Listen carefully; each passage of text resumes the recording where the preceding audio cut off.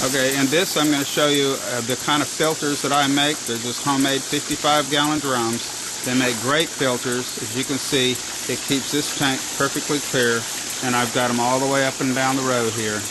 And they keep all these tanks perfectly clear. I clean them out maybe once every 3 months or something like that, just to, if I get to overfeeding and stuff, to get gunky, so I got to clean them up.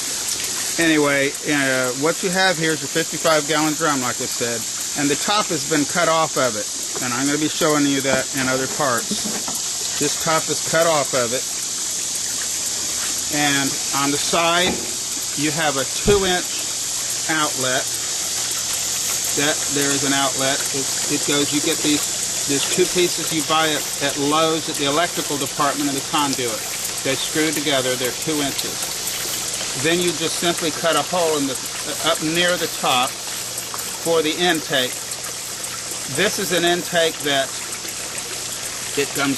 Your pump is sitting at the bottom of the tank. It pumps the water up into the tank, and actually, what happens here? This came apart. This pumps the water to the bottom of the tank. Now inside this tank, I've got all this. I have just shade cloth, screening, whatever you can get. Some people use, if you want to go through expensive bio balls, you can buy that. But any kind of filter media that you can put in there, and that's what you're going to do after you get. That's how this thing is set up. Now in parts 2, 3, and perhaps 4, I'm going to show you how to do each part, and then you'll have yourself a very, very reasonable homemade filter that works great. Okay, in this part, we've got the barrel that's still put together. Now I'm going to take the saber saw, and I'm going to cut the top off of it. I don't know if you'll be able to see all this or not. There's a ridge right along the top here where it's slightly beveled in. You're going to want to cut it just below that near the top.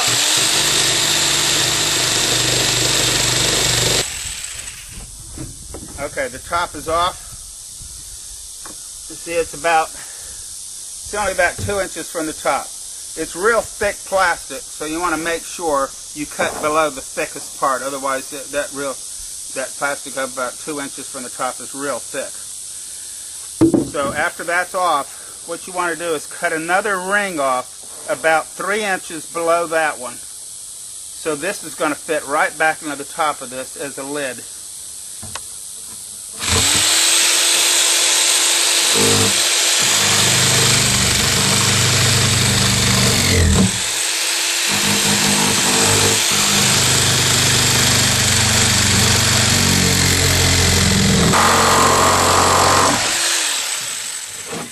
Okay, that's what you got left, that ring right there. Set this thing back up, and the top should just sit right nicely on top of it.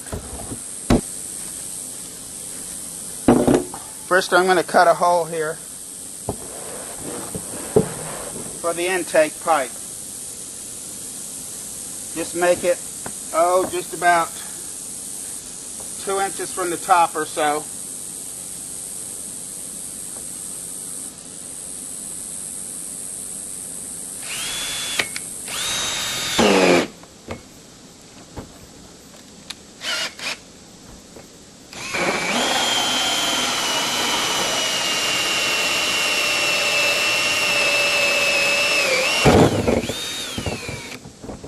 You want to make this hole well above where the outlet drain is going to be.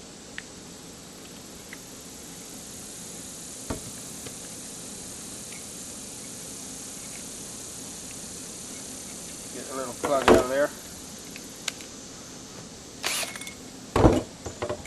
Change out your hole bit.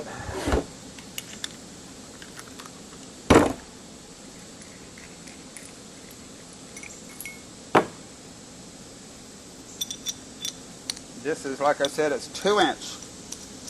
You get these fittings at Lowe's, or Home Depot, whatever you choose, or any hardware store. In the electrical department, electrical conduit. The fittings that I put in here are plastic, and they do the job real good. Now this one you want to put about Right about that ridge there would be about best, I guess. You can put it on the ridge, or I wouldn't put it too much higher than that.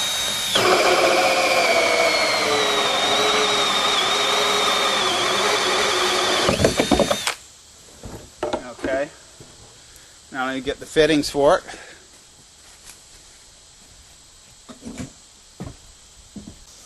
Okay, I've got the part here now. What you want to do, it comes in these two pieces. One, there's 2 inches, like I said, it screws into the other one. Get the male and female parts, so you can put one on the inside of the barrel and one on the outside of the barrel. I'm going to put this, I use roof and gutter sealant. You can use silicone, any waterproof sealant. That'll make a good watertight seal. It doesn't have to be pressurized, so that's not a concern.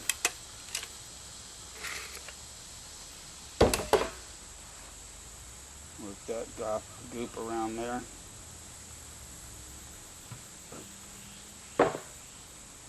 Go ahead and put a little bit on the threads in here, I guess. Anything just to seal it up well.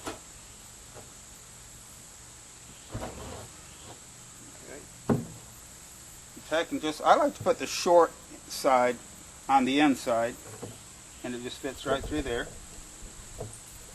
And then you just screw this onto there together.